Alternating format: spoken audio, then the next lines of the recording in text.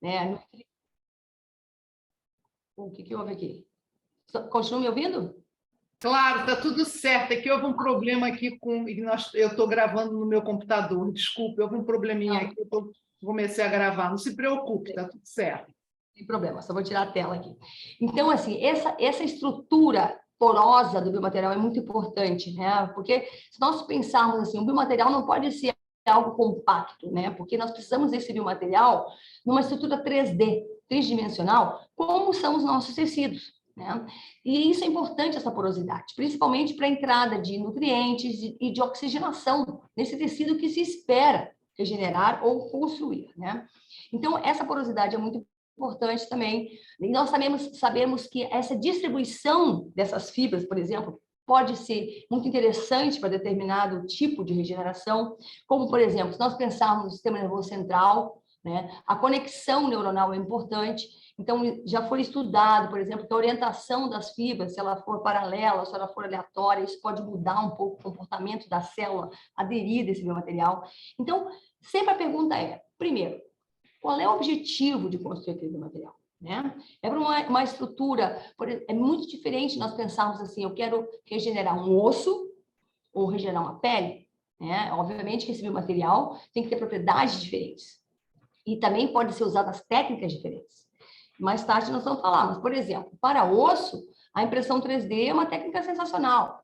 Agora, para a pele já tem algumas limitações, depende do biomaterial que a gente usar, depende do polímero que a gente for construir.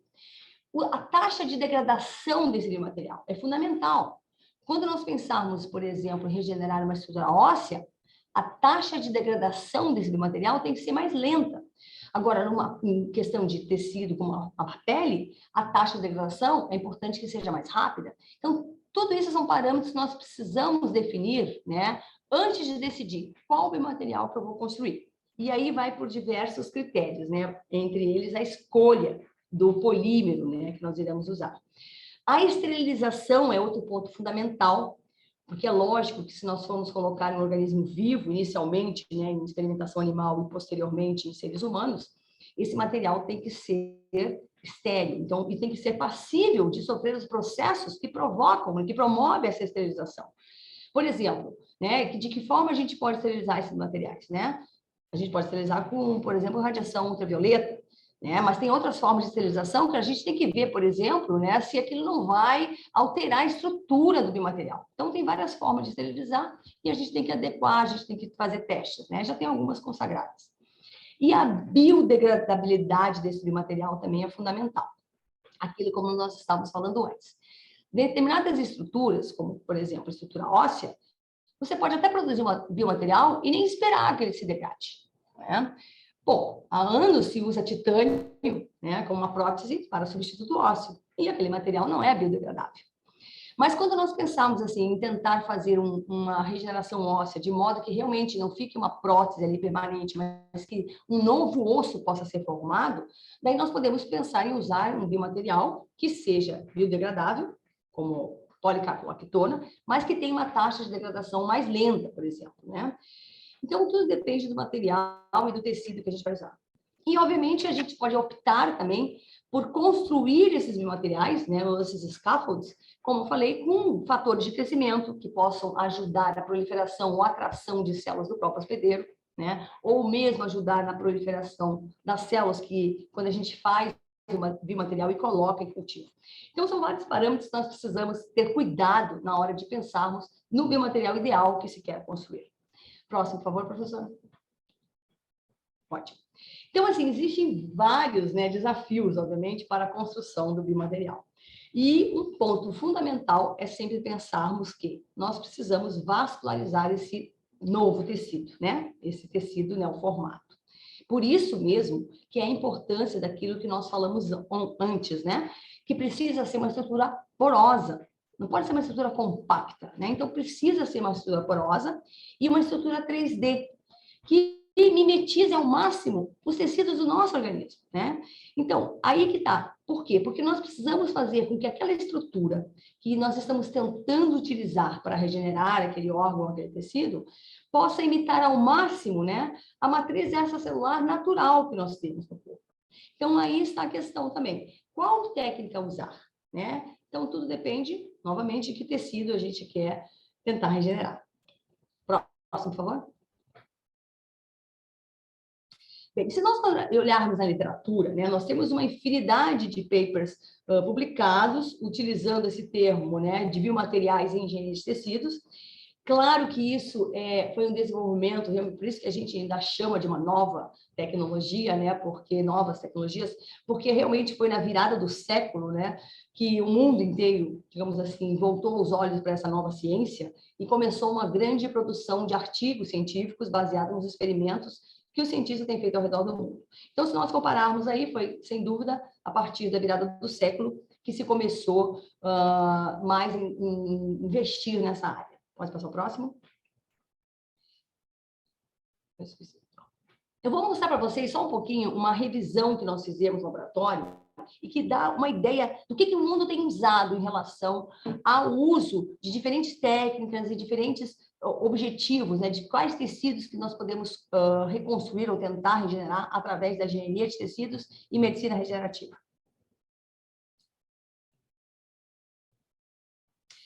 Por exemplo, tá? Se nós pensarmos na impressão 3D, que é uma técnica que tem sido usada há muito tempo já, e com grandes avanços, principalmente, obviamente, na área de regeneração óssea, como nós podemos ver nesse slide, onde mais ou menos 30, foi quando a gente publicou esse artigo de revisão, que foi publicado na Drug Discovery Today, né, onde mais de 30% dos artigos de revisão, ou dos artigos publicados na literatura, era para regeneração óssea. Mas temos também cartilagem, outros tecidos moles, vasos, nervos, né? Até coração, né, tecido cardíaco, mas sem dúvida nenhuma, quando a gente pensa assim, em algo como regenerar um osso, né, a impressão 3D ela tem uma vantagem enorme. Mas, por outro lado, tem alguns tecidos que é um pouco mais complicado quando você precisa uma degeneração mais rápida, ou quando você precisa realmente para tecidos moles, por exemplo, para a pele. Então, tem algumas limitações. Até porque as técnicas são bastante diferentes, né? Por exemplo, na técnica que nós usamos bastante no laboratório, que é a nanotecnologia, ela me permite, digamos assim, uma maleabilidade muito maior em termos de produção de taxas de degradação diferente. Por outro lado, é uma técnica, como eu vou mostrar para vocês, que eu não consigo produzir scaffolds, por exemplo, com espessuras muito grandes. Então, é complicado, não conseguiria regenerar um fêmur, por exemplo, como a gente consegue fazer com uma impressão 3D, uma parte de um fêmur, uma parte de um osso que um paciente tenha perdido, né? Então, toda a pergunta é, o que eu quero regenerar? E aí a gente vai poder escolher qual é a técnica ideal. Obviamente que não existe uma técnica boa para tudo, né? Próximo, por favor. Eletrospinning, né? Que é uma técnica que nós usamos no laboratório anterior, por favor, professor. Acho que eletrospinning está antes. Isso. Eletrospinning, então, é uma técnica dentro da área de nanotecnologia que nos permite produzir nanofibras. Então, fibras em escalas nanométricas, que na realidade eu posso escolher. Para começar, eu posso escolher o tamanho dessas fibras. É uma técnica bastante flexível, tá? Nós podemos escolher se eu quero, por exemplo, nanofibras mesmo, com ao redor de 50 ou 100 nanômetros de diâmetro, ou se eu quero microfibras, que eu posso fazer microfibras com 1 ou 2 micras de diâmetro. Claro que isso tudo vai depender dos parâmetros que nós usarmos para fazer a técnica e, posteriormente, eu faço uma explicação sobre isso. Mas, por exemplo, a eletrospinning também, se nós olharmos na literatura, também muitos artigos usam eletrospinning para regeneração óssea, mas, obviamente, pequenas porções ósseas e nível de regeneração de osso de animal, obviamente, que é mais viável do que nós pensarmos num osso maior do ser humano, mas outros tecidos têm sido utilizados para testes através dessa técnica. Cartilagem, outros tecidos moles, vasos, nervos, pele, né, que é uma área que nós também trabalhamos bastante no laboratório, né, e vários outros tipos de tecidos também. Pode passar o próximo. A questão da outra técnica, que é a recelularização de um tecido, né, a partir de um tecido descelularizado. Então, essa é uma técnica que também tem sido usada, né, por muitos pesquisadores ao redor do mundo, onde aqui nós usamos, então, um tecido já formado, aproveitando, então, toda essa arquitetura que esse tecido tem, que é o scaffold natural, né, se nós pensarmos, por exemplo, num rim, né, ou num fígado, por exemplo, de um animal, então ele já tem a estrutura formada, só que nós queremos, então, descelularizar esse órgão para aproveitar toda a estrutura pronta e tentar recelularizar esse tecido. Então, é uma outra técnica muito boa também, que para alguns casos tem sido utilizado já, e que também na literatura nós podemos ver que ele tem sido usado para osso, cartilagem, tecidos moles, vasos, fígado, né? Rim, etc. Coração, pulmão, vários outros tipos de tecidos também têm sido testados já por diversos pesquisadores.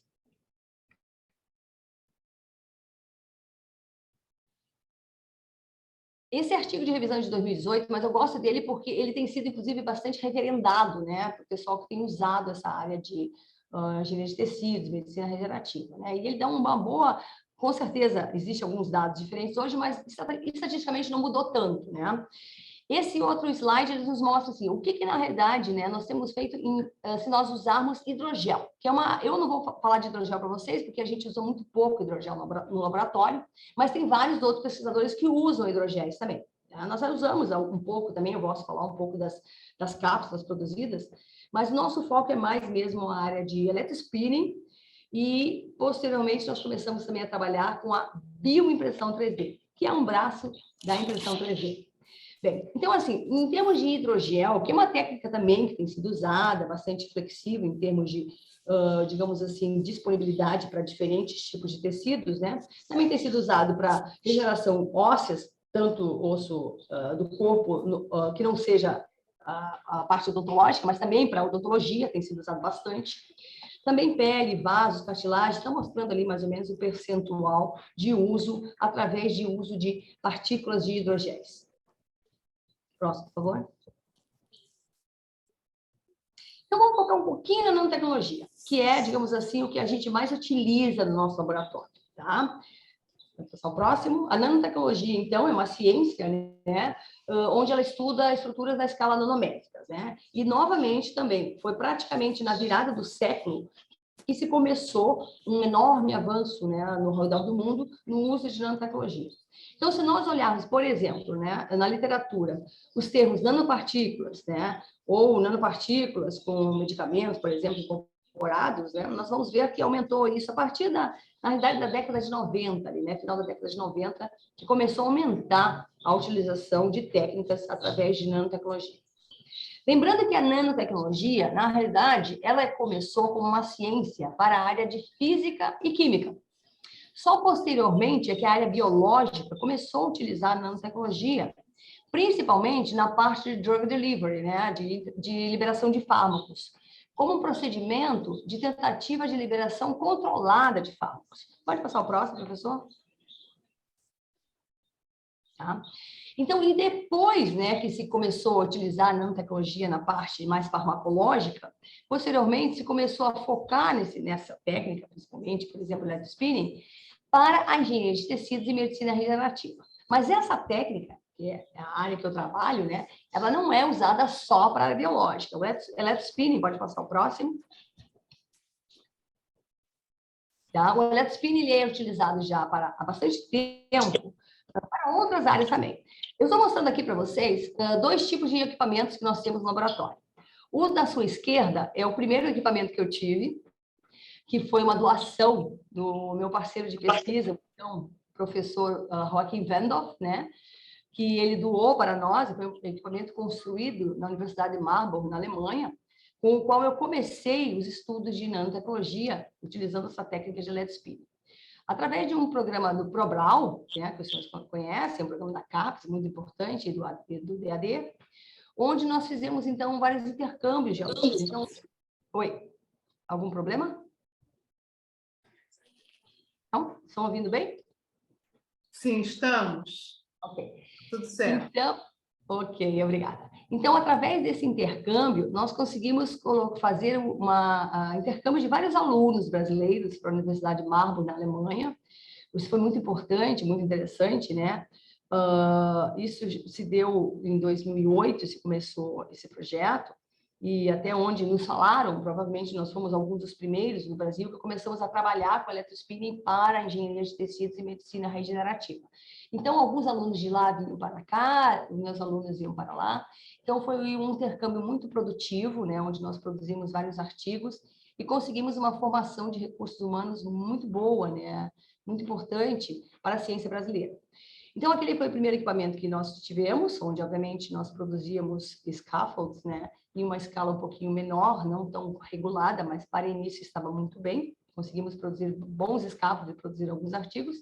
E, posteriormente, né, com o avanço das pesquisas no laboratório, nós adquirimos um outro equipamento, que é o da sua direita, que é um equipamento bem mais robusto, né, que ele tem uma série de controles de temperatura, de umidade, porque esses parâmetros interferem muito na produção do biomaterial. Esse é um equipamento que é de uma empresa holandesa, né? Digamos assim, um dos melhores equipamentos, até onde nós temos. Tem várias empresas que produzem esses equipamentos, obviamente, mas esse é um equipamento muito bom, considerado para bom rendimento para a produção desses biomateriais. Por quê? Bom, aqui todo mundo é brasileiro, então nós sabemos que nós temos muita interferência, por mais que nós possamos ter ar-condicionado no laboratório, às vezes, né, nós temos interferências de variações de temperaturas externas, né? Não é tão controlado o nosso ambiente interno como nós gostaríamos muitas vezes. E a umidade do ar, a temperatura que nós estamos trabalhando, vai interferir na formação dessas fibras. Então, isso é um problema, né? Então, se nós compararmos quem mora ali no Rio de Janeiro, São Paulo, já não tem tanta variação de temperatura. Mas nós pensarmos aqui, um aluno de doutorado, né, que começa a padronizar a sua técnica no verão, que nós temos quase 40 graus em Porto Alegre, e no inverno, que nós temos 5, 6 graus, então é uma diferença muito grande, né?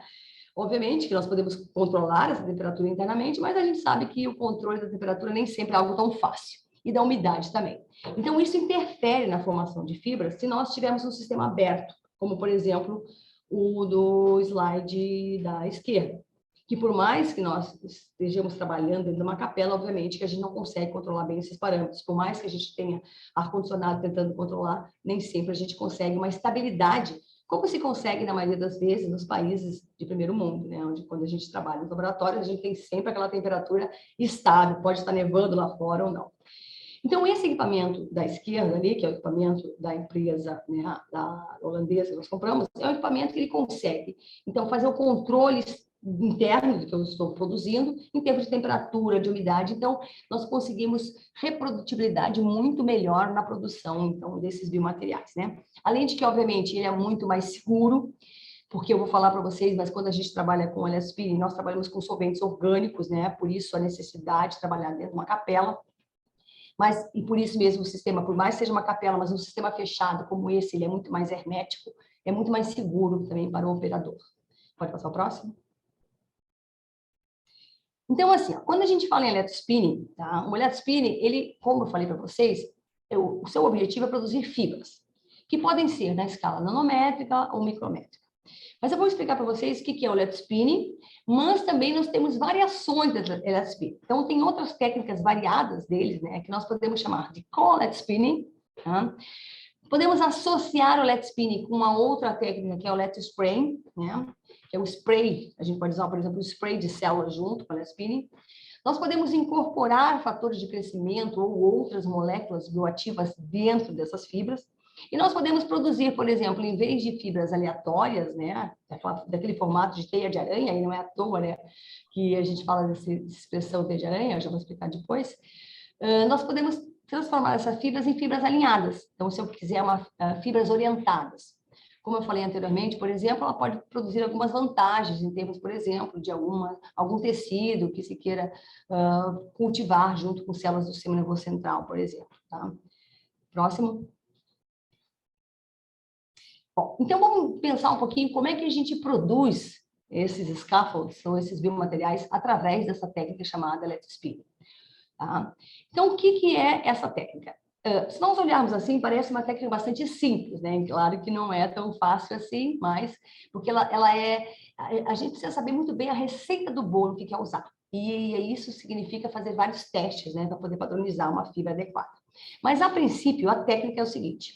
Consiste em nós utilizarmos um polímero. Então, como eu falei anteriormente, a escolha desse polímero é fundamental. Por quê? Qual é o tecido que eu quero tentar regenerar?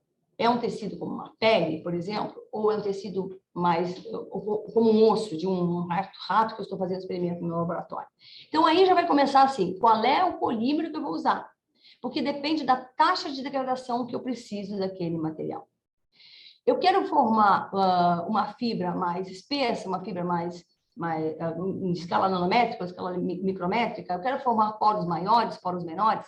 Então, tudo isso vai variar de acordo com os parâmetros que nós colocarmos nessa solução, né? Então, o primeiro grande desafio é fazer a escolha do produto que eu vou eletrofiar, né?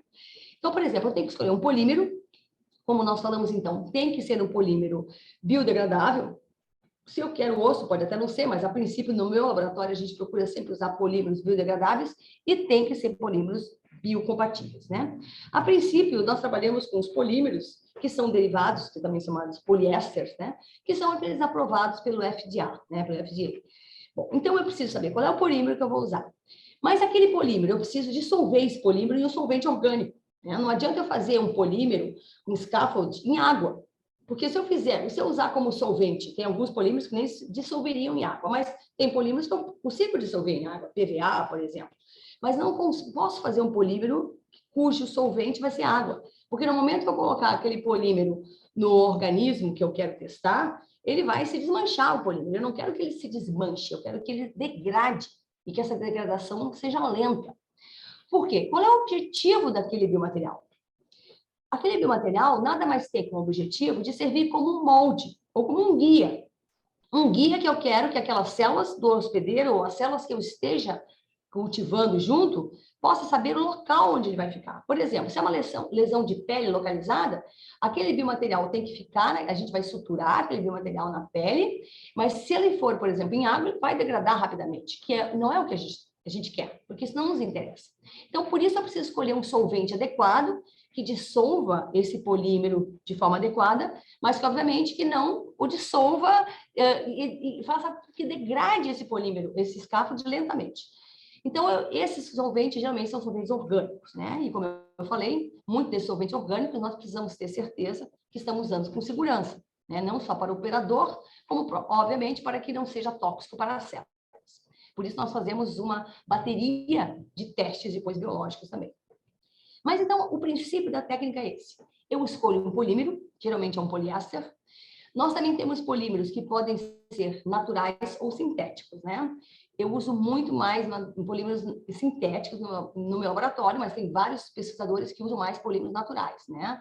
Alginatos, quitosana, né? Um outro polímero que tem sido usado com bastante frequência. Bem, com vantagens e desvantagens. Eu vou fazer um resumo aqui, claro que não é só isso, mas assim, de uma forma bem simplificada. Claro que os polímeros naturais, né, eles são mais baratos, né? Mas, por outro lado, eles têm várias limitações, assim, até na questão de reprodutibilidade disso. Os polímeros sintéticos, como esses poliéster, né, geralmente são muito mais caros, né? Mas é mais fácil de trabalhar em termos de conseguir reproduzir eles, né? E repetição dos experimentos, né, ao longo de uma tese de mestrado, doutorado, por exemplo, né?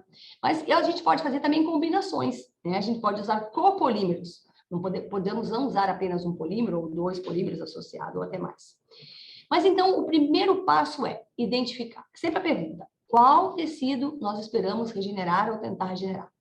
Para isso, nós vamos escolher, então, eu preciso da taxa de degradação mais rápida ou mais lenta. Baseado nisso, eu tenho que saber qual é o polímero que eu vou usar. Ora, policaprolactono é um poliéster que nós sabemos que tem uma taxa de degradação muito lenta. Então, eu não vou usar para a pele, por exemplo. Para a pele, eu posso usar, por exemplo, PDL-LA, né, que tem uma taxa de degradação muito mais rápida.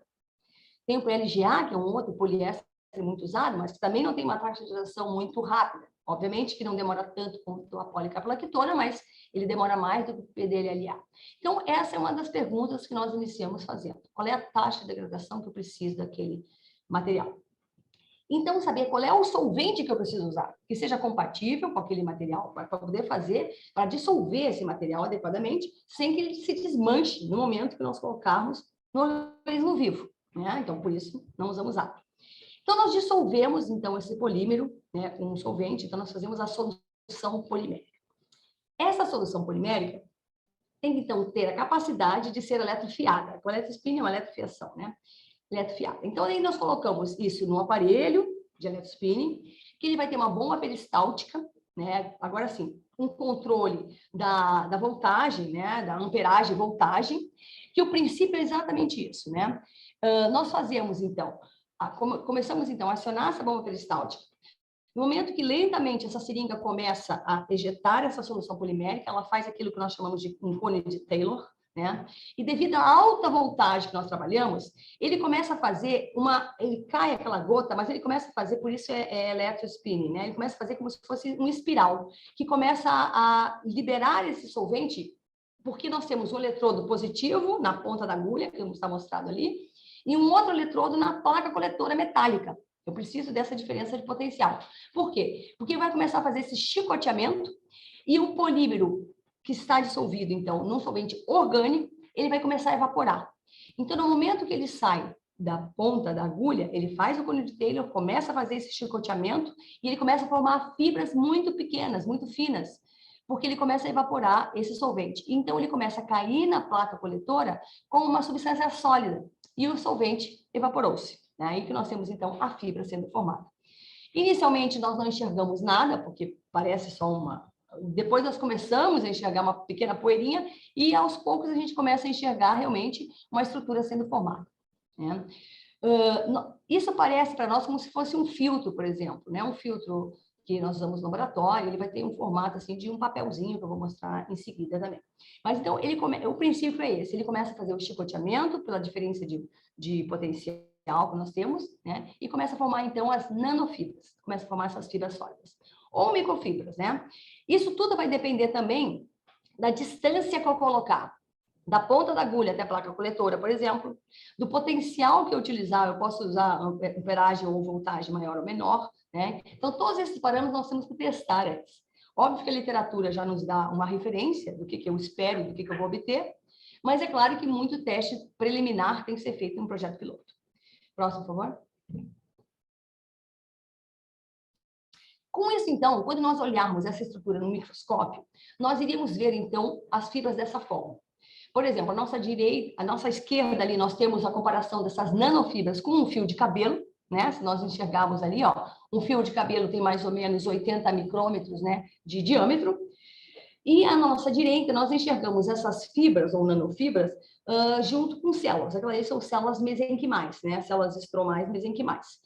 Uma hemácia, por exemplo, tem ao redor de 7 a 8 micras de diâmetro, né?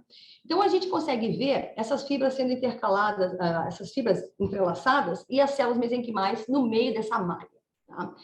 E a gente chama muito de spider web, e na verdade tem uma empresa, que foi uma das primeiras empresas que começaram a produzir esses aparelhos da spinning, que é a Nano Spider. Por que Spider? Porque parece uma teia de areia, né? E não é à toa que se comparou à teia de areia. O que nós sabemos? Sabemos a resistência que teias de aranhas têm, né? E também foi testado já, como eu disse inicialmente para vocês, a nanotecnologia, ela começou primeiro na área física e biológica, física e química, e só posteriormente começou a ser utilizada para a biológica. Mas em vários testes, por exemplo, essa própria técnica da electrospinning, né, eu uso para a área biológica, obviamente, mas ela já foi testada para produzir materiais com outros objetivos. Por exemplo, até para coletes à prova de bala. Obviamente que são outros polímeros, outros materiais que se usa, né? E, por exemplo, a gente sabe que para um colete à prova de bala, você precisa ter uma resistência muito grande desse material. Por isso a associação também com teia de aranha, né? Por isso o nome que se usa muito de spider web ou essas empresas chamadas nano spider, né? Porque você sabe que você pode produzir um material bastante resistente dependendo do princípio ativo, né? Ou do princípio que nós utilizamos. Bem, mas o nosso objetivo, então, é produzir essas fibras ou nanofibras com essa estrutura 3D, né? E que seja porosa, né? Como eu disse, nós não podemos construir um filme compacto, porque aí a célula não vai conseguir entrar, que é o que nós precisamos realmente. Próximo, por favor. Bem, no nosso laboratório, nós conseguimos construir scaffolds menores, né, obviamente, do que esse que vocês estão vendo aí. Mas tudo depende da escala que você consegue produzir com o seu equipamento. Como eu disse, no nosso laboratório, nós temos equipamentos para produzir scaffolds em escala laboratorial, para testes em animais. Nós não fazemos testes em humanos, eu não faço clinical trial, né? Nós trabalhamos ou in vitro, com células, ou, né, em último caso, quando a gente precisa fazer teste em animais. Mas, por exemplo, se você quer pensar em uma produção em alta escala para várias outras, né, não só na área biológica, mas para outros objetivos, né, você pode ter uma máquina em escala industrial. Como, por exemplo, essa, que era do nosso parceiro, né, lá de Marburg, da Universidade de Marburg, o professor Joachim Wendorf e o professor Greiner, né, eles tinham máquinas em escala industrial, onde, por exemplo, poderiam produzir tecidos desse tamanho, né, parece realmente um tecido. Seria fantástico nós imaginarmos se pudessem produzir pele, por exemplo, nessa estrutura, né? Mas, como eu disse, não é só para engenharia de tecidos que se pode usar esse tipo de técnica. Vou dar outros exemplos, por exemplo. Na área química ou física, né, tem sido usado com vários objetivos. Na área agrícola, inclusive, já se usou essa técnica. Por exemplo, não sei se vocês já ouviram falar de feromônios, né, que são hormônios que fazem atração de insetos, já tem sido usado. O próprio professor Wendorf, né, e Greiner foram os pioneiros disso no mundo, de usarem isso como placas liberadoras de feromônio para fazer controle de praga, naquele sentido, então, de fazer controle biológico de praga, sem usar substâncias químicas, por exemplo. Né? E também, por exemplo, até para filtros na indústria de petróleo já foi utilizado, máscaras de proteção, por exemplo, contra guerras químicas, né? Já foi estudado esse tipo de técnica. Então, tem uma ampla utilização. Tá? Mas se nós pensarmos uma máquina dessa escala, seria realmente muito interessante se nós pudermos produzir, por exemplo, pele em larga escala. Por que o nosso laboratório não foca em larga escala? Primeiro, como eu disse, nosso laboratório é pesquisa básica ou pré-clínica, e também porque o grande desafio não é produzir em grande escala. Produzir em maior escala, basta você ter estrutura, obviamente, um equipamento mais caro, mais robusto, mas o segredo é o material formado. Aquele material, com aquele polímero, com aquele solvente, com todos os testes que eu fiz, ele foi suficiente para regenerar aquele tecido, por exemplo, a pele? Quando nós conseguimos um bimaterial adequado, que realmente consiga regenerar aquela pele de forma adequada, digamos assim, fazer o trabalho translacional, né, de utilizar aquilo uma escala de uso em pequenas scaffold para uso em ratos, por exemplo, ou em seres humanos, é só uma questão de ampliar a produção deles. Esse não é o maior desafio. O maior desafio é conseguir realmente um scaffold adequado para aquele tecido, né, que nós vamos tentar regenerar. Próximo, professor. Bem, como eu falei, então, ali no primeiro exemplo, nós produzimos um biomaterial, que eu mostrei para vocês, um biomaterial em grande escala produzido, e que parece para vocês uma folhinha de papel, né? Como se fosse mesmo um filtro, né? Esses filtros que nós usamos no laboratório. Como vocês viram, ele é fino, realmente parece como se fosse um tecido, né? Eu não consigo produzir algo em uma escala muito espesso, por isso não tem como a gente produzir um fêmur, por exemplo, de uma criança que teve uma perda enorme de um pedaço de osso. Não tem como. Usando essa técnica, não. Aí nós precisamos usar, então, outras técnicas, tais como a impressão 3D, que é excelente para isso. Bom, mas aquele ali foi o básico que eu mostrei para vocês. O que é o Let's Spin? Eu produzo, então, scaffold e eu posso, então, cultivar no meu laboratório esse scaffold com as células que eu quero estudar. Né? Então, eu posso cultivar células-tronco, né? Posso cultivar osteoblastos, por exemplo, ou células progenitoras neurais, então depende do tecido que nós vamos testar. Ou eu posso também não cultivar com células, colocar ele no tecido e esperar que as próprias células do hospedeiro venham aqui no local, posso utilizar ele com fator de crescimento, por exemplo. Mas tem várias variações que nós podemos, digamos assim, utilizar com a Let's Spin. Esse outro exemplo aqui, eu estou mostrando o nosso Let's Spinning, que é o que está sendo exemplificado com a seringa da direita, né? Então, formando, então, de novo, nós temos, então, nossa solução polimérica, né? Geralmente eu uso poliéster, biodegradável, biocompatível, com o meu solvente orgânico, que no momento que eu formo esse chicoteamento, esse solvente, então, vai evaporar. Com isso, me permite formar uma fibra sólida e também a outra vantagem, evaporar esse solvente orgânico, que nós não queremos resíduos de solvente orgânico no biomaterial, porque isso seria tóxico para as células. Então, a gente evapora esse solvente orgânico e vamos ter uma estrutura sólida formada.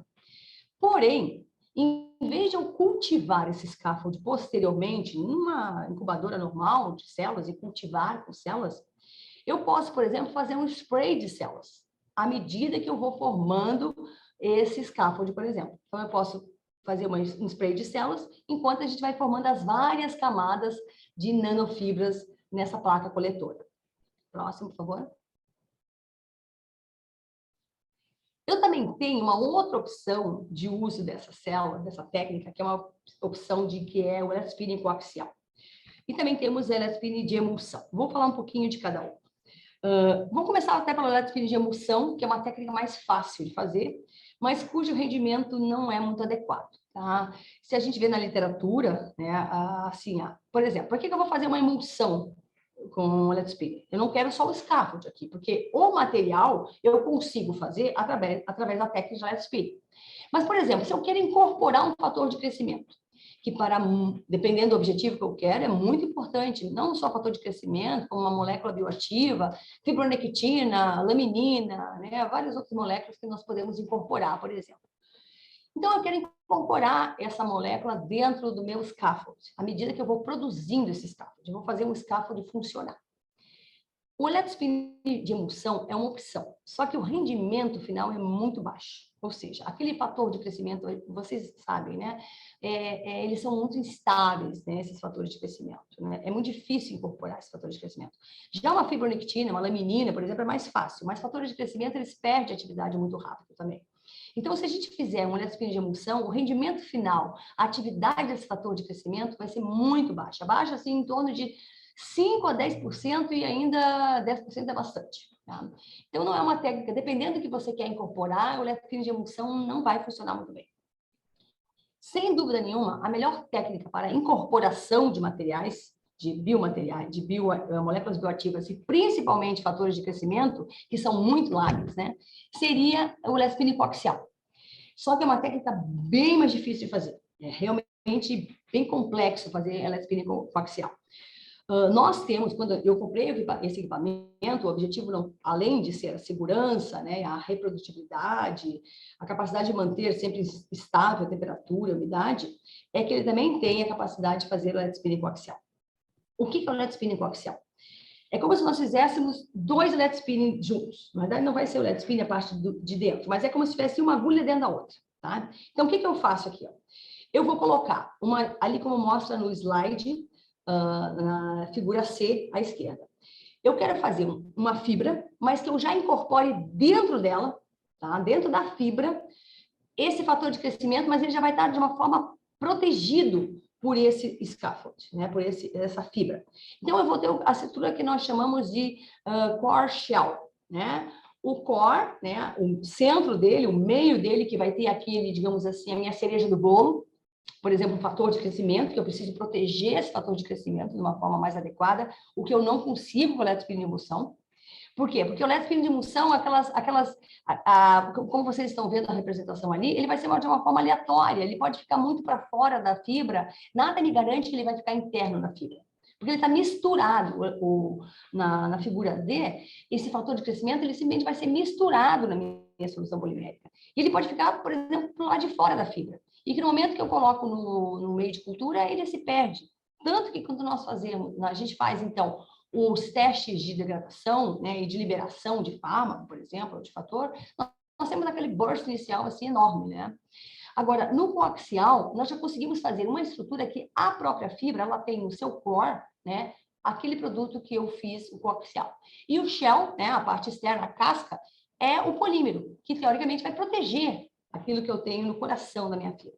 Então, sem dúvida nenhuma, é a melhor técnica quando a gente fala em eletrospinning para incorporar fatores de crescimento. O rendimento aqui chega na casa de 90%, 95%, tá?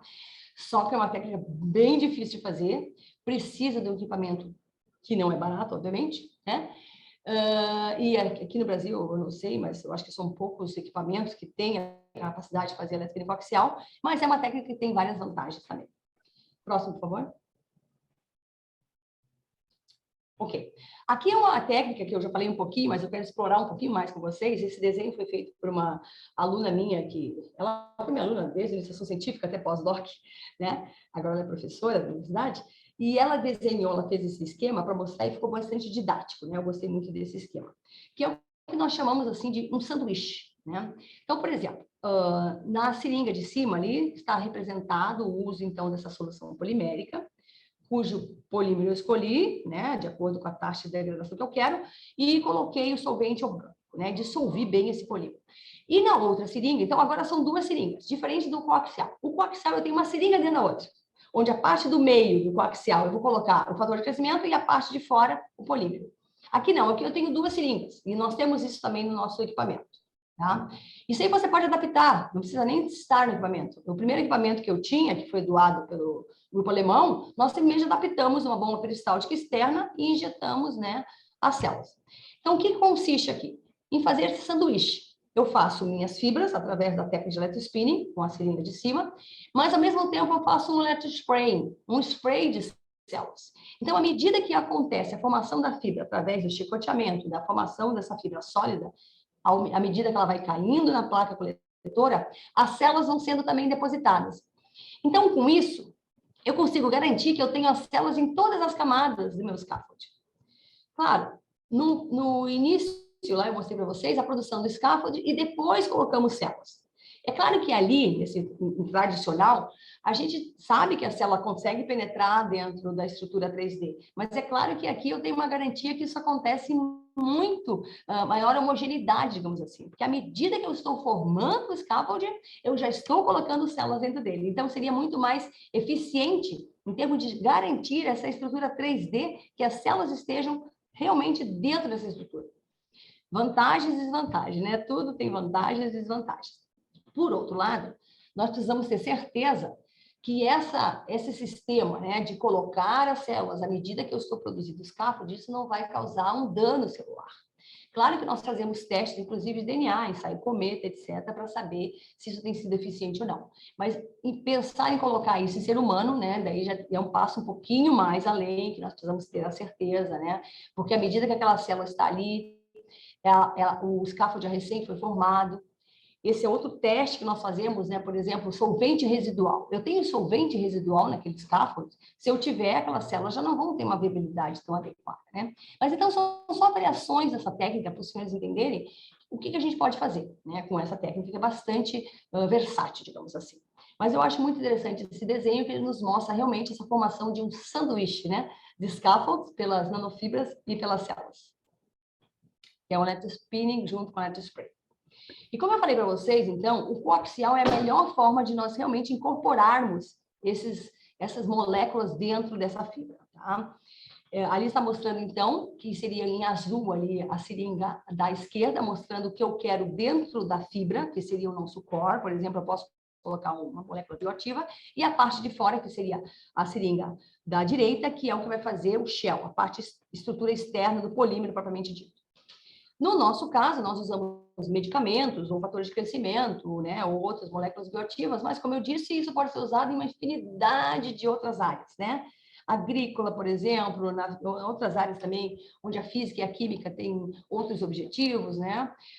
Já foi usado, por exemplo, proteínas, vírus, bactérias, como eu disse, feromônios. Então, assim, uma infinidade de produtos já foi utilizado nesse sistema de electrospinning coaxial. Como eu disse, é um sistema bem mais difícil de trabalhar, mas se a gente consegue produzir esse sistema, ele é muito mais eficiente. E nós podemos também fazer as fibras alinhadas. Então, não precisa ser naquela forma de teia de aranha, né, randomizada, que a gente chama. Nós podemos orientar essas fibras, que daí, no momento que eu vou fazer a coleta dessas fibras na placa coletora, não vai mais ser uma placa estática.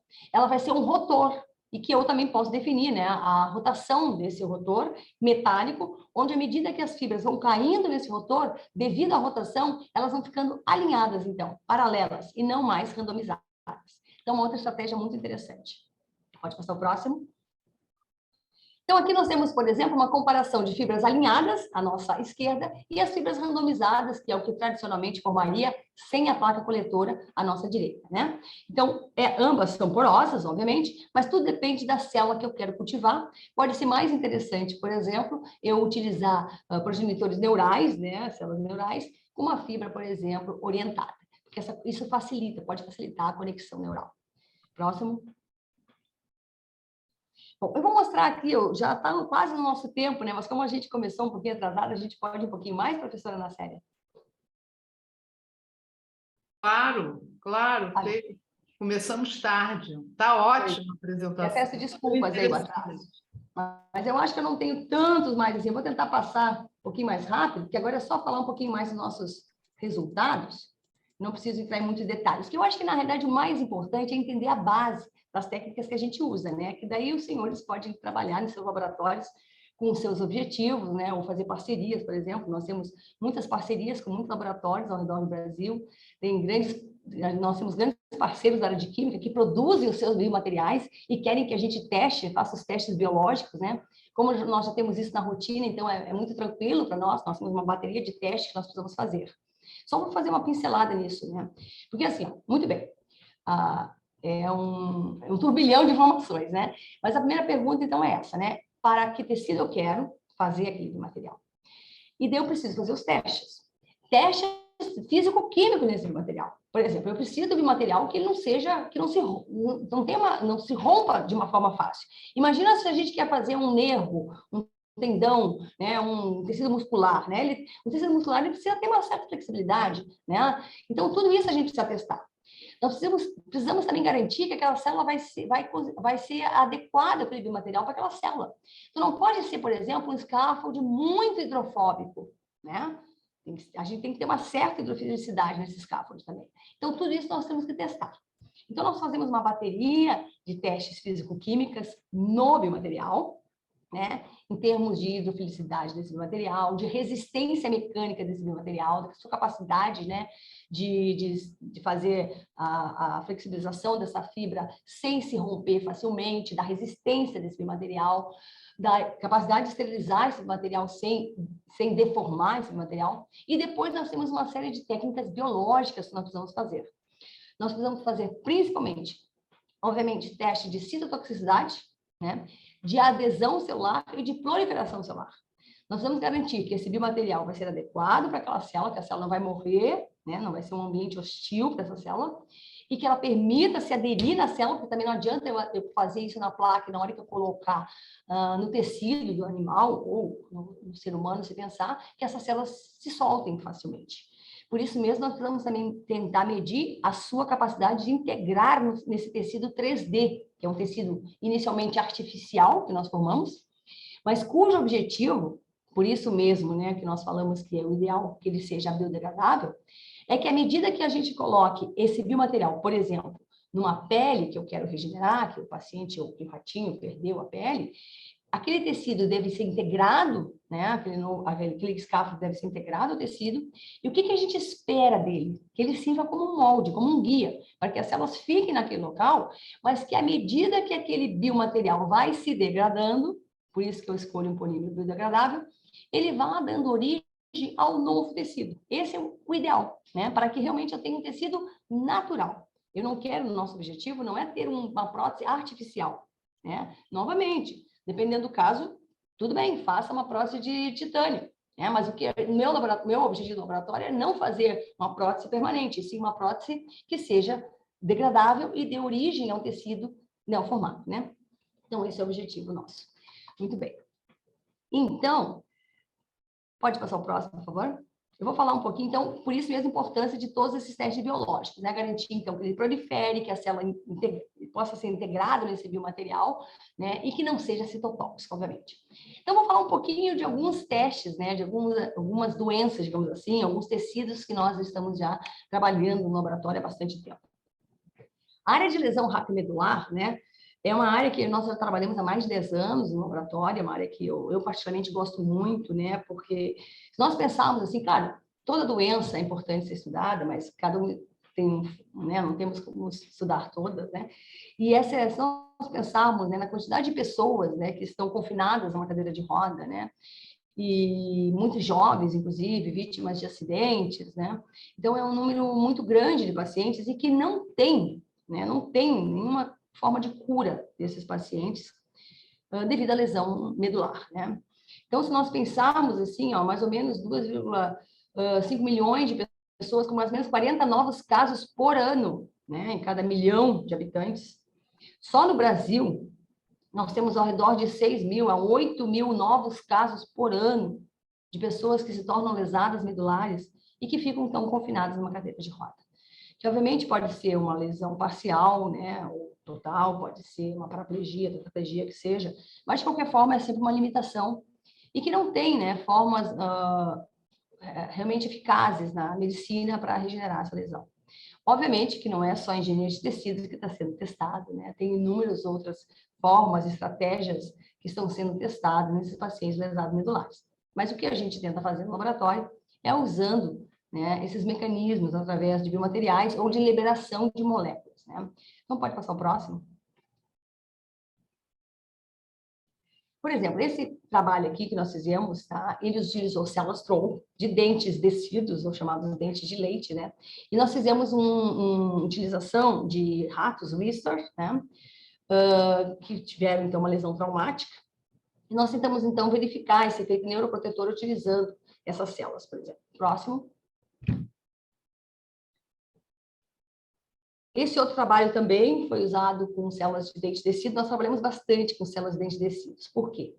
Embora a polpa de dente, não sei se alguns dos senhores trabalham com polpa de dente descidos, né? Primeiro que dente descido, né? Dente de leite tem uma grande fonte, né? São descartados, né? Eles, embora seja muito pequena aquela polpa, ele tem uma capacidade proliferativa fantástica no laboratório, né? Então, para pesquisa, principalmente para animais pequenos assim, é muito importante, muito interessante essas células. E aqui nós também trabalhamos após um modelo animal de contusão, né? Que sofreu, então, a lesão medular. Próximo, por favor.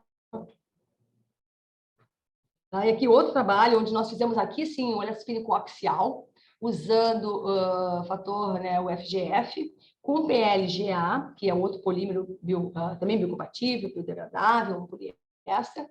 Também produzimos nanofibras aqui e também fizemos esse estudo in vitro e in vivo. Próximo, por favor. Aqui, por exemplo, eu vou mostrar um pouquinho do que nós fizemos nesse trabalho quando nós usamos o FGF. Tá? Então, nós fizemos o eletrospinning coaxial aqui, onde nós colocamos dentro dele, então, o FGF, né? E a parte externa, nós usamos, então, o PLGA, né? Com hexafluor, que é o solvente orgânico, né? Bastante tóxico, obviamente, se não tivesse, então, a capacidade de dissolver esse solvente. É tóxico e muito caro, realmente, é um solvente muito caro. Por isso que, assim, se nós pensarmos em produzir isso em escala de utilização, obviamente que isso tudo precisa ser mensurado, né? Porque esses solventes naturais também, eles são mais baratos, o próprio solvente, por isso é importante também se estudar, obviamente, alternativas que sejam factíveis do ponto de vista econômico, né? Então, os solventes naturais são mais baratos, esse PLGA, qualquer um desses poliésteres, né? Infelizmente, a maioria deles são importados também, né? Eles são mais caros, e os solventes também, muitos deles são difíceis de dissolver em qualquer tipo de solvente. Solvente varia muito, tá, pessoal? Podemos usar alguns polímeros se dissolvem com éter, né? Outros com etanol, outros com outros tipos de solvente mais baratos. Mas esse, por exemplo, aqui, sem dúvida, é um dos melhores solventes, mas é o mais caro que nós usamos no laboratório, né? Mas, de novo, né, para uma produção em larga escala, isso pode ser feito. Agora, se a gente pensar em alta escala, já tem que avaliar essa questão custo-benefício e tentar, obviamente, soluções que sejam mais factíveis economicamente, né? Próximo, por favor. E assim, ó, então, tem algumas estratégias aqui que nós podemos utilizar. Como eu disse, tem a terapia solar. Inicialmente, no nosso laboratório, como eu disse, a gente trabalha há mais de 10 anos com lesão medular. Nós começamos inicialmente trabalhando com células apenas, né? Fazendo a lesão medular, né? A medula espinal do rato e apenas colocando células.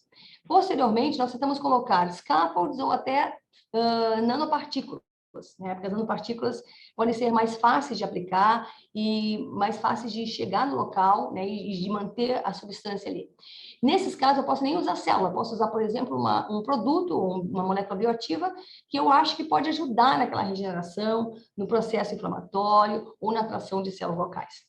Um dos trabalhos que nós desenvolvemos foi o uso da galantamina, tá? Na tentativa, então, de ajudar na recuperação funcional desses animais, né, que sofreram essa lesão da medula espinal. Próximo, por favor. Então, aqui, por exemplo, eu tenho um slide, né, que eu só vou mostrar rapidamente para vocês, né, onde nós temos, por exemplo, a lesão raquiomedular, que é o nosso verde, onde é o nosso controle, né, onde nós produzimos a lesão sem nenhuma recuperação, a recuperação natural do rato, né? Mas sem, no caso, nenhuma molécula bioativa, nenhum biomaterial. Depois nós temos a aplicação das micropartículas de PLGA, apenas o polímero. Eu tenho a galantamina aplicada diretamente sem o polímero e eu tenho a combinação do polímero e da galantamina.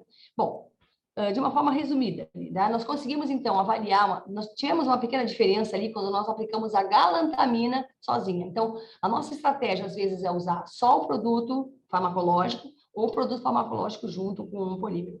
Às vezes, como nesse caso aqui, o produto farmacológico foi melhor do que usando o produto farmacológico junto com o polímero, né? Onde nós conseguimos uma diferença estatística mais interessante, né? Na galantamina, em termos de recuperação dos animais após as 6 semanas. Eu não sei se vocês estão acostumados com esse tipo de teste, que é o que a gente chama de BBB, né? Que é um teste onde nós usamos para ratos, né? Um modelo animal de ratos, Whisters, onde nós fazemos essa lesão da medula espinal e a gente filma, né? O desenvolvimento desse animal. Claro que sempre uma recuperação espontânea tem, isso não é uma ruptura da medula espinal, e sim uma contusão. Até porque, assim, se nós pensarmos em termos de população, os seres humanos, são poucas as vezes que realmente acontece uma ruptura da medula espinal do paciente. Geralmente é um esmagamento que acontece devido, por exemplo, a um acidente de carro ou um esporte, uma queda, né? Ruptura mesmo, que obviamente que seria bem mais complexo de restaurar, mas que também já tentamos fazer modelos disso, né? São casos que acontecem, por exemplo, assim, quando há um corte, né, uma pala perdida, esse tipo, sim, ocorre ruptura da medula espinal. Mas, na grande maioria das vezes, os pacientes, então, né, com necessidades especiais, que tiveram uma lesão da medula espinal, têm um seu esmagamento da medula sem uma total ruptura dele. Por isso, nós usamos bastante esse modelo de contusão. Tá? Próximo, por favor. Bom, então, assim, ó, é uma infinidade de artigos já que nós publicamos usando a medula espinal, tá?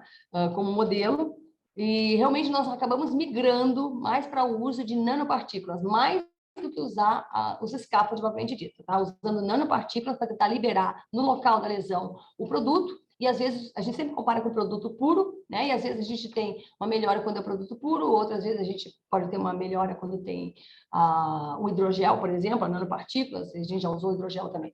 Tá? Esse outro artigo aqui, o objetivo dele é tentar regenerar nervo que sofreu uma lesão, nervo periférico. Só desligar o ar-condicionado, está todo gelado aqui. Tá? Então, por exemplo, eu tenho esse estudo onde nós produzimos lesão de nervo periférico em ratos, que é um modelo animal bem difícil também de fazer. Dá para imaginar o tamanho desse nervo desse rato, né? Mas nós produzimos esses conduítes. Foi uma estrutura bem interessante. Essa aí é a foto desses conduítes que nós produzimos através da técnica de eletrospin. Qual é a vantagem de produzir esses conduítes? Primeiro, que ele vai ser biodegradado, né? A gente espera, então, que o nervo periférico, então, possa ser conectado. Então, se tivermos uma ruptura do nervo periférico, que ele use como uma ponte. E nós conseguimos fazer esse tubo. Por quê? Nós podemos fazer, então... bom, vocês lembram que eu usei um rotor, naquele momento, quando eu quis fazer fibras alinhadas. Aqui, o objetivo é outro. Eu não quero fazer fibras alinhadas aqui. O que eu quero é fazer um meu scaffold não mais numa placa coletora. Porque se eu fizer uma placa coletora plana, eu vou ter um scaffold no formato de um tecido, um papelzinho, como a gente mostrou. Mas eu posso ter uma placa coletora em forma de um cone, por exemplo. E aquela placa coletora agora não vai ser mais uma rotação muito acentuada. Se eu fizer uma rotação muito acentuada, eu vou ter as fibras alinhadas. Nesse caso, meu objetivo não é fazer fibra alinhada, mas sim fazer um formato em forma de um tubo, que imite, por exemplo, um vaso. A gente também já trabalhou com vaso sanguíneo, a gente tem um trabalho com o grupo do Japão, né? Ou, por exemplo, tentar um substituto de nervo periférico. Então, com isso, nós podemos produzir esse scaffold já tubular. Daí eu uso uma placa coletora metálica. Então, tudo isso a gente que manda produzir. Isso tudo é feito em casa mesmo, né? Quer dizer, não no nosso laboratório, mas aqui em Porto Alegre, por exemplo. Então, eu encomendo lá para uma empresa X que eu quero um cone, né, metálico numa espessura X, né? Esse aqui era muito pequenininho, porque daí eu vou fazer um rotor que possa fazer uma rotação bem lenta, porque agora o objetivo é só fazer com que aquelas fibras sejam formadas ao redor desse tubo. Então, com isso, eu vou ter um cone obviamente, com espaço interno, para imitar a luz do vaso, por exemplo, né? Ou o nervo periférico que eu preciso. Então, esse foi um conduíte que nós construímos, foi muito, digamos assim, foi muito bom esse conduíte, ele tinha uma excelente capacidade físico-química, só que nos animais nós não tivemos um resultado muito adequado. Aliás, vou dizer que tivemos resultados muito ruins até nos animais, nós não conseguimos regenerar adequadamente o nervo. tá? Digamos assim, a construção do scaffold foi muito boa, a estrutura dele, a capacidade dele de resistência mecânica, a capacidade da célula de agregar nele foi muito boa, mas na hora de colocar numa animal, é uma técnica realmente muito difícil trabalhar com os animais de nervo periférico, e nós não tivemos melhora significativa nos animais, não tivemos praticamente nada de melhora estatisticamente significativa. Próximo. Desculpa, eu não estou ouvindo? Tá. Esse é um outro artigo que nós produzimos também, né? Então, nessa tentativa de regenerar nervo ciático, né? Com ratos que sofreram transecção, pode passar o próximo. Eu posso deixar esses slides para os senhores também, né? Esse aqui é um outro de regeneração de vaso, como eu disse para vocês, aqueles tubos podem ser usados, por exemplo, na tentativa de formar um substituto vascular, que, digamos assim, nós tivemos um resultado um pouquinho melhor. Pode passar o próximo. Tá? E aqui os equipamentos que eu queria mostrar para vocês, como que a gente consegue produzir esses escapos de estrutura tubular. Então, em vez de produzir na placa plana, a gente faz a produção dentro desses containers, digamos assim, né? Nesses bioreatores, tá? Próximo. Tá.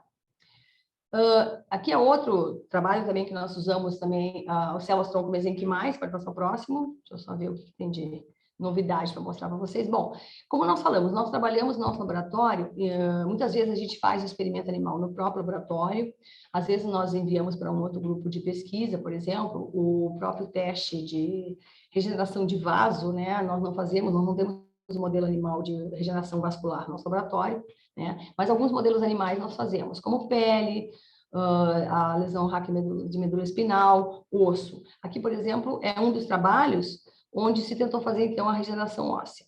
Então, ali, por exemplo, é a calota craniana. Do lado esquerdo, então, nós temos a calota craniana do animal, onde foi retirado, né? Tem aquele defeito mínimo, né, que a gente precisa fazer. No caso, era 8 milímetros aqui para garantir que não se regenere, não feche, né, o local ali espontaneamente. E no lado direito, então, nós colocamos o scaffold, né, nessa calota craniana do animal. Então, nós produzimos o scaffold. Aqui tem uma variedade de opções que se pode fazer. Você pode produzir esse scaffold, já cultivar ele com os osteoblastos, por exemplo, ou cultivar ele com células mais imaturas, por exemplo, as células estromais, colocar fatores para tentar fazer com que ele regenere ali. Então, tem uma infinidade de opções que se pode fazer. Pode passar o próximo? Nesse caso aqui, não sei se eu botei, não cheguei a botar os resultados aqui, mas nesse caso, esse já era um trabalho mais antigo, de um aluno, inclusive, da odontologia, onde o objetivo dele era justamente cultivar osteoblastos, né, junto com esses scaffolds, né, então ele fez várias opções, ele fez só o scaffold sem células mesenquimais, osteoblastos, e testar a capacidade de regeneração, né, então teve uma certa regeneração, obviamente não foi total, mas teve uma regeneração em percentual estatisticamente significativa. E também se pode colocar, por exemplo, né, outros produtos ali dentro, que a gente sabe que pode ajudar a estimular na formação óssea. Hidroxiapatita, por exemplo, né, é um material muito usado na odontologia. Outra área que nós trabalhamos aqui, não é nós que produzimos esse material, nós só incorporamos esse material nos nossos scaffolds, é a área de biovidros, né? Isso aqui é um trabalho bastante interessante também, que é em parceria com o pessoal da UFSCar, né? Pode passar o próximo. Então, nós recebemos desses colegas, por exemplo, né, biovidros, que é uma outra área muito interessante. Muitas vezes nós recebemos materiais que estão em processo de patenteamento, e às vezes a gente nem sabe que material é, claro que a gente só pede a garantia que aquele material não vai ser tóxico para o aluno, né? E às vezes a gente testa esses materiais. Muitas vezes a gente recebe um scaffold pronto e só fazemos os testes biológicos, ou às vezes em animais, ou às vezes nós produzimos um scaffold usando esse princípio ativo, como por exemplo esses biovidros. Nós tivemos já acho que 4 artigos publicados usando esses biovidros em parceria com esse grande grupo muito produtivo também da Universidade UFSCar ali, o professor Edgar, não sei se vocês conhecem, uma das pessoas que mais trabalha com biovidros funcionais aqui no Brasil. É bastante interessante também, uma área muito promissora. Embora eles aqui produzam biovidros, nós só incorporamos isso na produção do scaffold, né? Outra área, já estou indo finalmente aqui para não atrasar muito a nossa palestra, né? Outra área, então, né, que nós não temos muitos artigos na nossa área, né, uma área que nós começamos não faz muito tempo, até porque temos excelentes profissionais no Brasil também fazendo isso, né?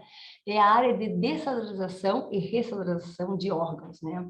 Como eu disse, então, aqui nós ocupamos já o scaffold natural desse órgão que vai ser descelularizado, né?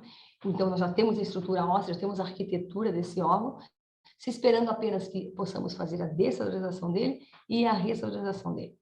Descelularizar é muito fácil. Rescelularizar, que é mais difícil, né? Próximo, por favor.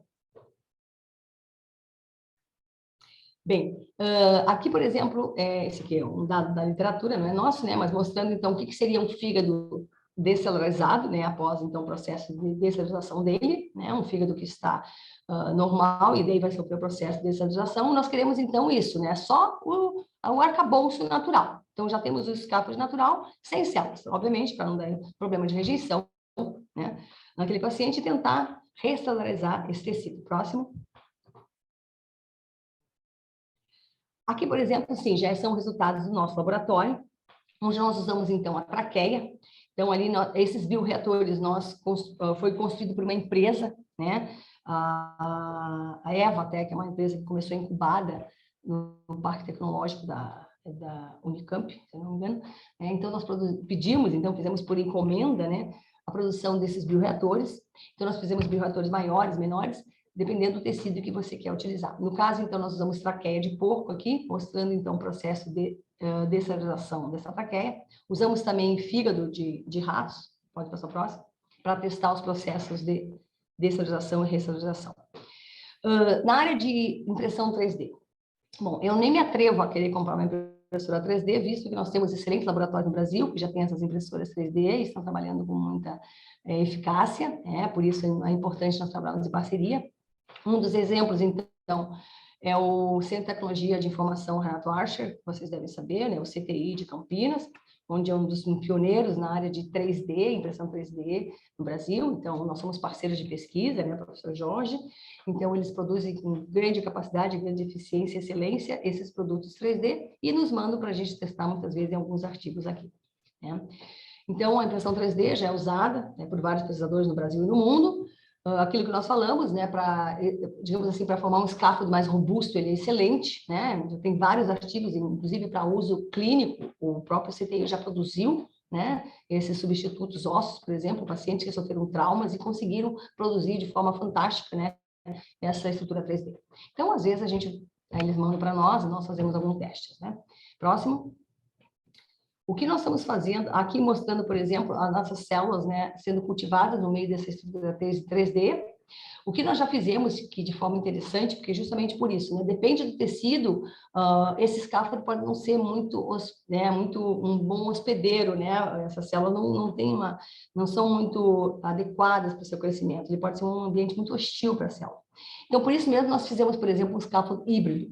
Por exemplo, às vezes nós recebemos essa estrutura 3D, né, feita por uma impressão 3D, e nós fizemos um electrospin em cima deles. Então, nós fizemos um scaffold híbrido mesmo, porque o nosso electrospin, ele é muito mais amigável para a célula adere nele, a célula gosta dele, né? Por outro lado, ele não tem muita resistência. Se você pensar num osso, é bem mais difícil, eu não consigo regenerar uma estrutura óssea grande, só aquilo como eu mostrei, uma pequena calota craniana do rato. A impressão 3D eu já consigo formar estruturas ósseas maiores.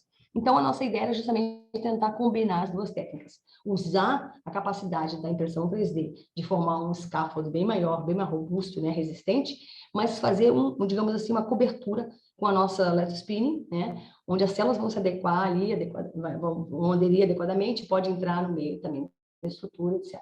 Então, são testes que nós podemos fazer também. Próximo, por favor. E, por fim, então, acho que é um dos últimos slides ali, nós trabalhamos agora, assim, no laboratório, nós não fizemos a impressão 3D propriamente dita, né, mas sim a bioimpressão 3D, né. Nós compramos equipamento, infelizmente foi logo depois que nós compramos o equipamento, entrou a pandemia, né, então nós não temos ainda nenhum artigo publicado usando impressão 3D, já temos alunos trabalhando, né, desde que voltamos, compramos equipamento, começamos testes, e na hora de começar a fazer os testes, propriamente dito, todos nós se afastamos, né, dos laboratórios. E agora os alunos já estão retomando para fazer esses testes in vitro e, posteriormente, esperamos começar a colocar já nos animais. E aqui também, a bioimpressão 3D é o mesmo princípio da impressão 3D, mas com um diferencial que nós vamos fazer, então, essa bioimpressão, porque nós vamos usar, podemos estudar estruturas vivas, né? O desafio aqui é fazer a biotinta, né? Porque para fazer essa bioimpressão 3D, nós queremos imprimir esse material com células junto. Então, nós precisamos saber que biotinta que nós vamos usar. Então, nós chamamos de biotintas. Daí, nós precisamos saber qual é o veículo que nós vamos usar, né? Então, tem uma série de testes que tem que fazer. Então, são duas técnicas, na realidade, separadas. Primeiro, a gente tem que padronizar a biotinta. Aquele material que vai ser usado para fazer o estruto, né? Ele vai ser o material adequado para aquela célula, não vai matar aquela célula, vai ser o material adequado porque eu quero. E depois o desafio é saber se ele é capaz de fazer uma impressão 3D, se ele é capaz de ser produzido em forma 3D usando a bioimpressora 3D. Então, são duas etapas aqui distintas. Primeiro, o desafio é formar a biotinta, que tem uma infinidade de produtos que se pode formar, mas formando, então, a biotinta se tenta fazer, então, o structure, né, ou o scaffold. Eu acho que esses são os últimos slides, tá? Apenas para mostrar para vocês a nossa equipe, né? Alguns já saíram do laboratório, mas outros estão entrando, né? Obviamente que nós trabalhamos em conjunto, né? Eu devo muito a nossa equipe de pesquisadores, né? Que são os que estão ali na batente também todos os dias, né? E para encerrar, eu acho ali, eu tenho que agradecer as instituições, pode passar o próximo, que ajudam, né? Que financiam as pesquisas no nosso laboratório, todas as agências brasileiras. Nós também temos agora um edital de uma agência americana que nós ganhamos, que também vai nos ajudar, obviamente, a fomentar nossas pesquisas. E aqui também os nossos contatos, para que os senhores possam entrar em contato, caso queiram. Nós temos nosso Instituto de Pesquisa com Células-Tronco, né, que o website está ali, né?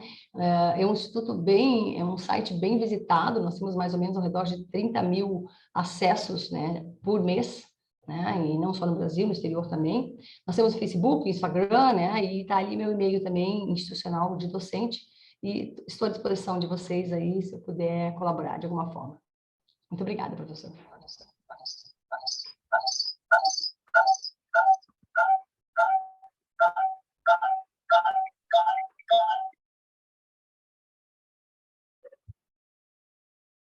Você está sem som, Rafael, desculpe. Não estamos ouvindo. Agora está, né? Está me ouvindo? Sim, sim, agora sim. Obrigada. Ok. Patrícia, obrigado pela excelente palestra. Realmente o trabalho está indo bastante bem. Dá para ver que vocês têm tido uma produtividade grande nessa área e muito pioneira, né? Isso aqui é o mais importante ainda do que o volume, né? É o pioneirismo que vocês têm aqui dentro do país.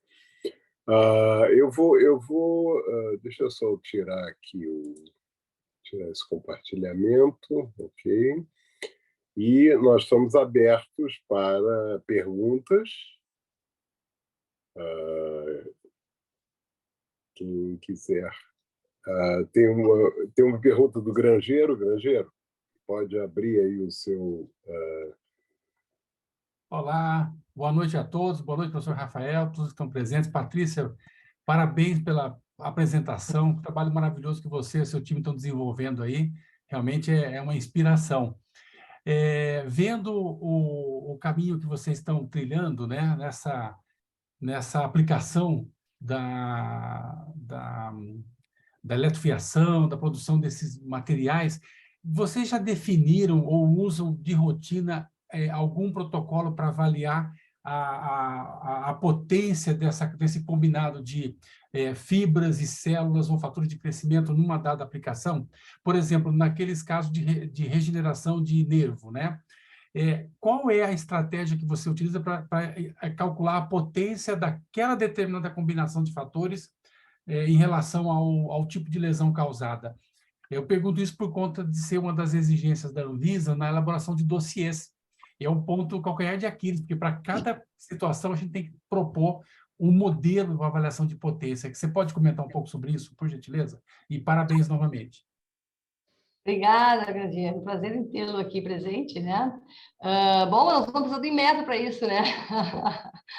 Sem dúvida nenhuma, né, gente? Eu acho que isso é o fundamental, né? O objetivo disso tudo é que seja usado em pacientes, né? Mas, como eu disse, nosso trabalho ainda é muito artesanal, né? Porque, assim, ó, o que eu preciso primeiro é ter certeza da eficácia disso. Se eu conseguir um produto que eu realmente consiga uma produção eficácia de substituição de pele, aí nós temos que passar para essa etapa de realmente validação do material, onde aí entra vocês aí do Inmetro, né?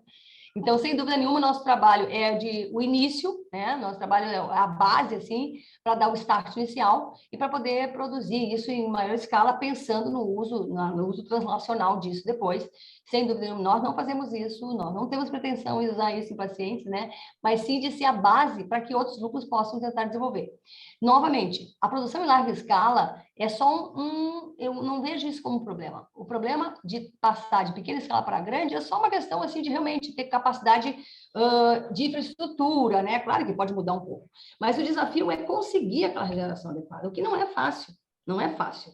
Por mais, digamos assim, vantagens que nós vemos em algumas das técnicas que nós utilizamos, por mais produtivo que tenha sido, por mais sucesso que a gente possa ter conseguido em alguns modelos animais, por exemplo, de pele, né, que nós conseguimos regenerar, ou mesmo osso, ainda não é o ideal para usar em paciente, né? Então, assim, na hora que a gente conseguir aquele biomaterial, não, eu consegui regenerar 80% da pele ali, bom, aí sim, aí eu vou lá, granjeiro, o que a gente faz agora para botar isso para alguém usar isso em teste em clinical trial, não no nosso laboratório, tá?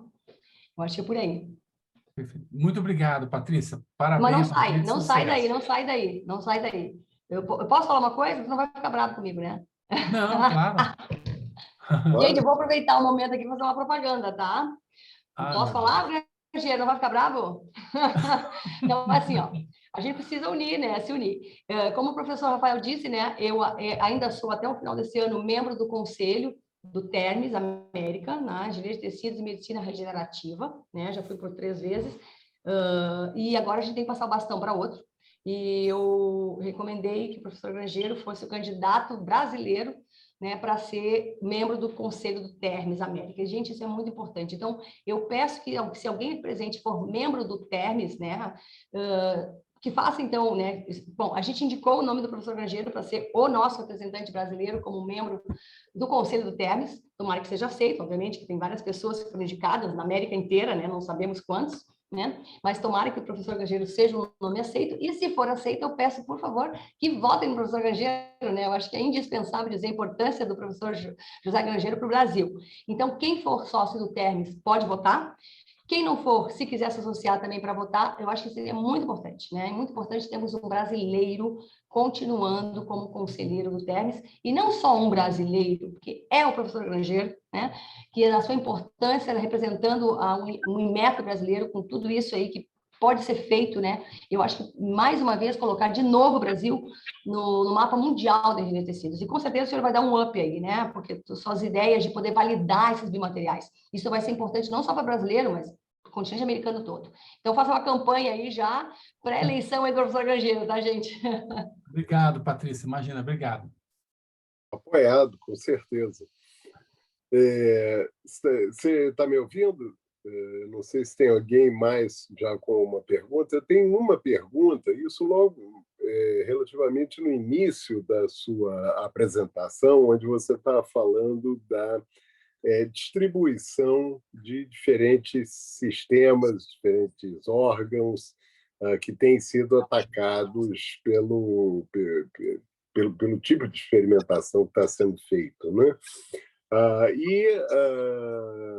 Apesar do fato de que você mesmo tem trabalhado, por exemplo, com lesões de medula espinhal, né, dentro do sistema nervoso, eu fiquei um pouco desapontado com um número muito pequeno, ou uma fração muito pequena do sistema nervoso dentro daquele conjunto todo.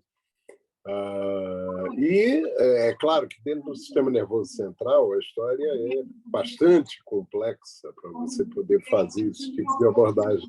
Mas no sistema periférico existe toda uma série de perguntas, eu diria, que são capazes de se tornar um estudo experimental direto, usando as tecnologias que você tem utilizado, que vários grupos têm utilizado.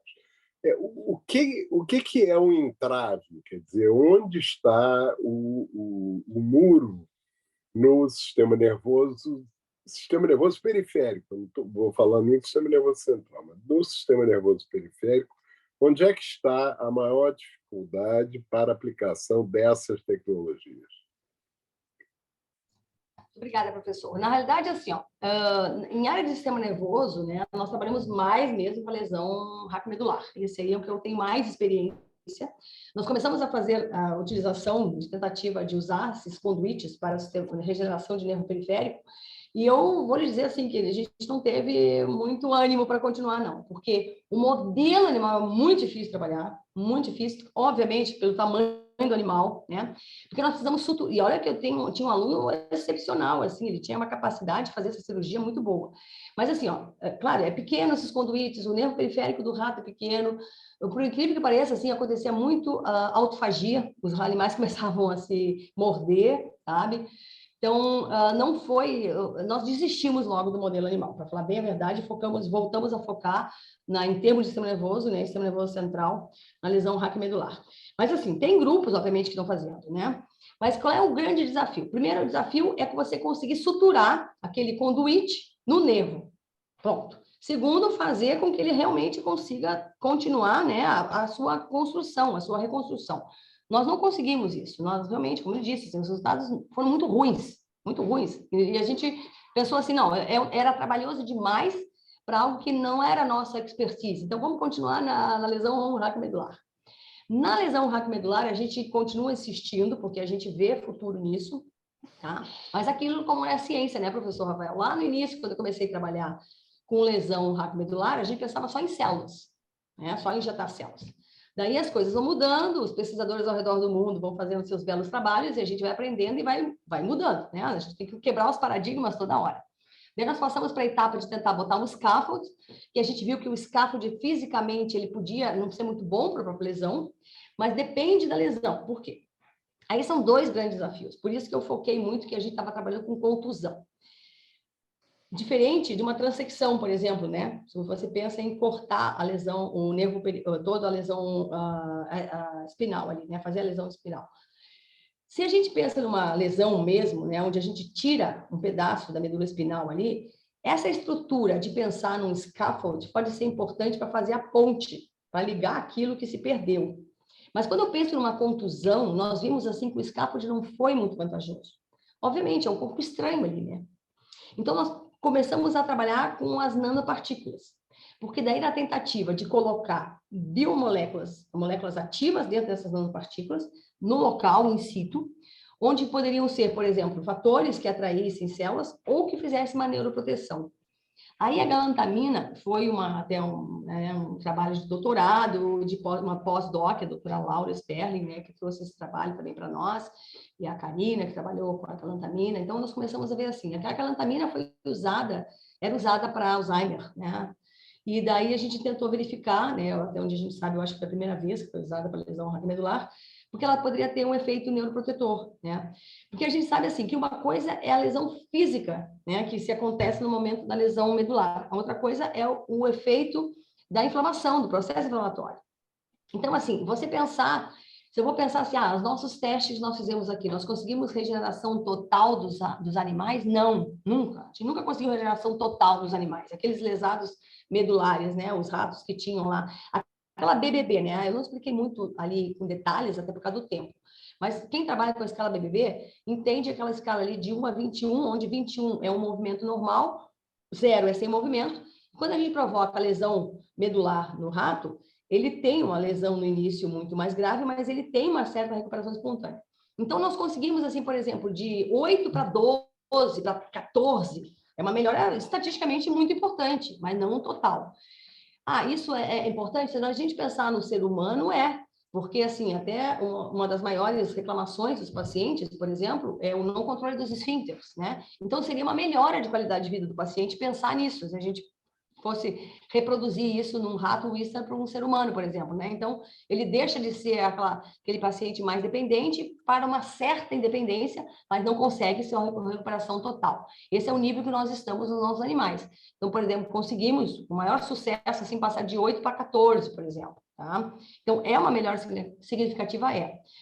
Por quê? Justamente por isso, né? Porque muitas vezes a gente pode até não conseguir a regeneração total, obviamente, mas só você bloquear um pouco o efeito inflamatório, isso já diminui, digamos assim, a lesão que vai acontecer depois. E o outro desafio é a questão do momento que você tenta fazer a interrupção, digamos assim. Aí entra naquela questão, é um mundo de possibilidades aqui, né? Ou de dificuldade, digamos assim. Uma coisa é um lesado medular recente, outra coisa é um lesado medular crônico, né? Por isso mesmo que a estratégia de fazer uma ponte, no caso de cortar, porque forma a cicatriz glial, né? Quando tem a lesão da medula espinal. Aquela cicatriz glial impede a conexão ali de fazer a movimentação. Então, a nossa ideia inicial era justamente o scaffold, e pensando em fazer algo em cima dessa cicatriz glial para que tentasse recuperar, como se fosse uma ponte, a conexão das partes ali, onde tem uma cicatriz, que não permite mais a conexão. Então, nesse caso, o uso do scaffold poderia ser interessante. Pensando assim, no paciente crônico, por exemplo, né, que está mais tempo com aquela lesão. Mas todos os testes que a gente faz, geralmente, são lesões agudas. Por quê? Primeiro, a gente tem que tentar tratar o que é mais fácil. Não adianta a gente tentar começar porque é mais difícil, né? Se a gente conseguir tratar o que é mais fácil, daí a gente pensa no outro passo. Não adianta eu querer ir lá adiante. Então, nos nossos casos, o que a gente viu muitas vezes, às vezes nem é uma recuperação muito grande, digamos assim, mas só de a gente conseguir diminuir aquela reação inflamatória do início, que poderia reverter um processo de lesão muito mais grave, já é um ganho. Então, mais ou menos é nesse sentido que a gente tenta fazer os nossos experimentos, né? E medir sempre, né, a movimentação dos animais, pela escala BBB, com o uso do scaffold, sem scaffold, com nanopartículas, só o produto biológico, né, o produto farmacológico in natura. E vocês não pensaram, ou não é possível pensar em doenças desminimizantes? Inclusive, existem modelos em animal de doenças desminimizantes, onde as questões ligadas a, digamos, a geografia do local e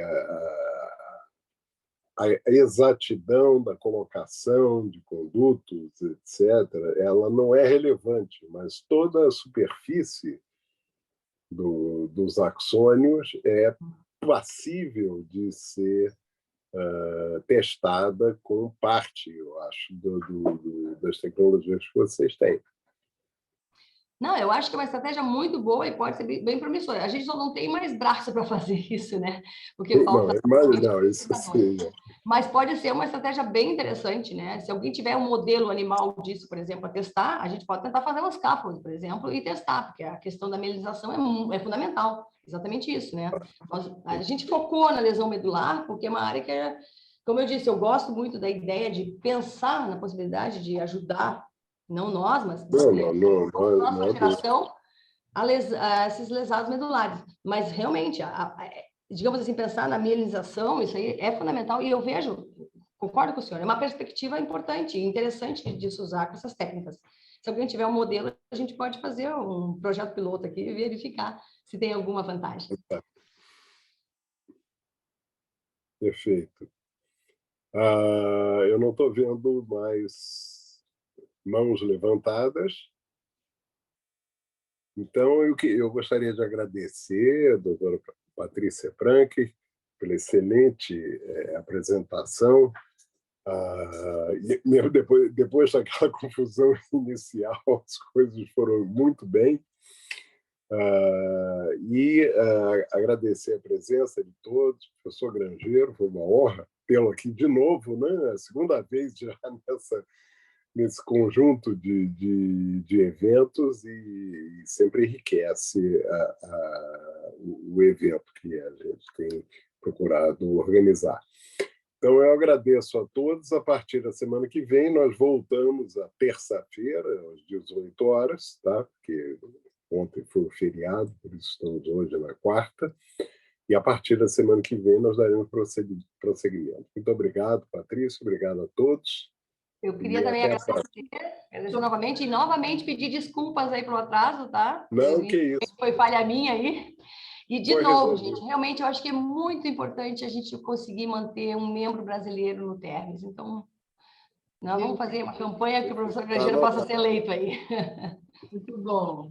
Obrigado, Rafael. Excelente. Obrigado a Tchau, você. boa noite. Obrigado, boa noite. Tchau, pessoal. Tchau, Patrícia.